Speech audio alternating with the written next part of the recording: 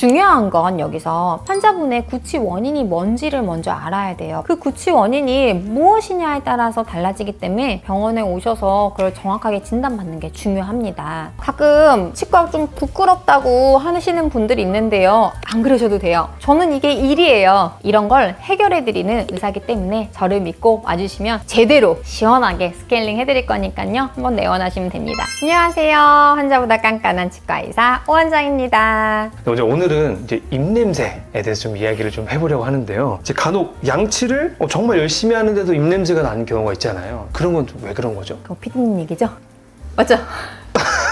제 얘기입니다, 사실. 그쵸, 예. 제 얘기입니다. 아니, 근데 이 얘기는요, 피디님만 그런 거 아니에요. 전부 다 그래요, 환자분들요. 근데 그거는 우리가 느끼는 거랑 실제 냄새는 굉장히 달라요. 그래서 저는 환자분들께 가끔 구취에 대해서 고민하시는 분들은 검사도 해봐요. 자기가 얼마나 구취가 나는지, 내 입안에 얼마나 세균이 살고 있는지 그런 것들을 데이터로 보여드리면요. 생각보다 심하지 않은데도 나 혼자 난다고 생각하시는 분들 꽤 많아요. 근데 있잖아요, 혹시 방 청소 다 하고 났는데 구석탱이에 그 양말 있고 설거지 다 했는데 거기에 뭐 음식 찌꺼기 묻어 있고 이런 적 많잖아요. 많아요. 네, 많아요. 입안도 마찬가지예요. 내가 아무리 양치를 꼼꼼히 한다고 해도 내 손이 안 닿는 부분들이 있거든요. 그 부분들에 이제 음식물이 남아있고 그 음식물을 먹고 사는 세균이 생기고 그 세균이 악취를 내게 하는 거죠. 그래서 아무리 내가 꼼꼼하게 양치를 한다고 해도 치석이 생길 수밖에 없어요. 또한 백태도 있거든요. 혀에 있는 백태 긁어본 적이 있으세요? 그 클리너로 뭐 이렇게 하는데 저는 좀 약간 헛구역질 좀 나가지고 잘 안 합니다. 맞아. 그래도 최대한 할 수 있는 한 꼼꼼하게 그 백태는 혀에 밑에 돌기 사이에 껴있는 음식물들을 제거하는 거거든요. 결국엔 청소예요. 얼마나 깨끗이 청소를 해줄 수 있느냐, 구석구석 청소를 해줄 수 있느냐. 그런데 내가 청소할 수 없는 부분이 분명히 있어요. 아까 말씀드렸듯이 치아의 양 끝부분, 잇몸 사이사이 그런 것들은 저희가 해드려야 되는 거예요. 그래서 병원에 오셔서 스케일링을 해야 되는 거예요. 스케일링 안 하면요, 치석이 세균 덩어리들에서 냄새가 나는 거예요. 왜 TV에서 붓고 피나고 냄새나고 이런 거 보셨죠? 이게 다 모든 잇몸의 염증 반응이거든요. 그러면 원장님, 치석이랑 백태를 잘 제거하면 이제 입냄새가 안 날 수 있는 건가요? 그런데 또 하나가 있어요. 네?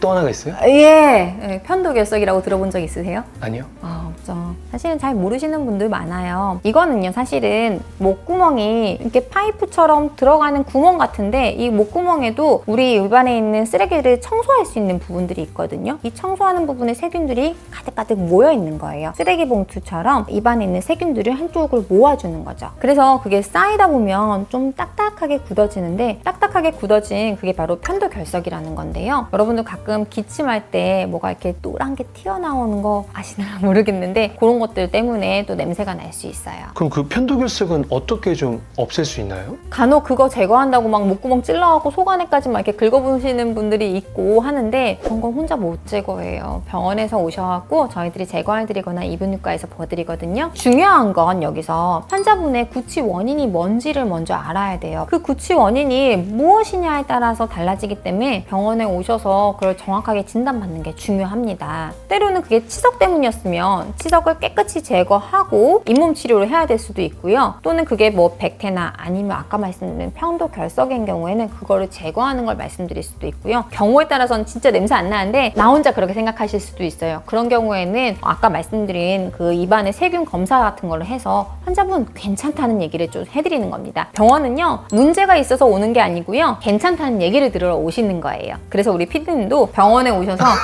제가 원인을 정확하게 말씀을 드릴게요. 그럴 테니 걱정하지 마시고 악재 해소하면서 나가시면 됩니다. 그럼 원장님께서 저한테도 개인적으로 이제 구강유산균 추천해 주셨잖아요. 근데 그 구강유산균이 이제 일반 유산균이랑 어떻게 좀 다른 건가요? 군대도 육군과 해군이 있듯이 구강에 작용하는 유산균이랑 장에 작용하는 유산균이 조금 달라요. 우리 몸은요, 항상 일정 수준을 원해요. 그럴 때 항상성이라고 하는데 내 몸이 세균을 막을 수 없을 정도로 컨디션이 안 좋아졌을 때는 이 세균을 막을 수 있는 그 균의 숫자를 늘릴 수 있는 유산균을 좀 넣어주면 확실히 잇몸 컨디션도 좋아지거든요. 그래서 그런 것들이 구강이랑 장에서 작용하는 장소의 차이이긴 하지만 하는 역할은 같습니다. 그러면 그 구강유산균을 먹으면 구취 개선에도 좀 도움이 될 수 있겠네요. 구취의 기본적인 원인이 아까 말씀드린 대로 치석과 같은 세균이라는 말씀을 드렸어요. 그래서 세균은 수를 줄일 수 있는데 도움이 될 수가 있기 때문에 분명히 유산균을 먹는 게 또는 유산균을 바르는 게 굉장히 도움을 될 수가 있는 거죠. 근데 유산균이 약은 아니에요. 의사들은요, 약을 줘서 어떤 문제를 해결해야 되는 사람들이기도 하지만 어떤 부분을 해결하는데 도움되는 것들을 말씀드릴 수도 있거든요. 그래서 100% 유산균을 먹으면 균이 없어진다라고 말할 수는 전혀 없지만 깨끗이 치석 제거를 하고 깨끗해진 그 잇몸에다가 유산균을 도포하는 건 좋은 세균의 수를 올릴 수 있기 때문에 충분히 그런 부분에서는 도움을 줄 수 있어요.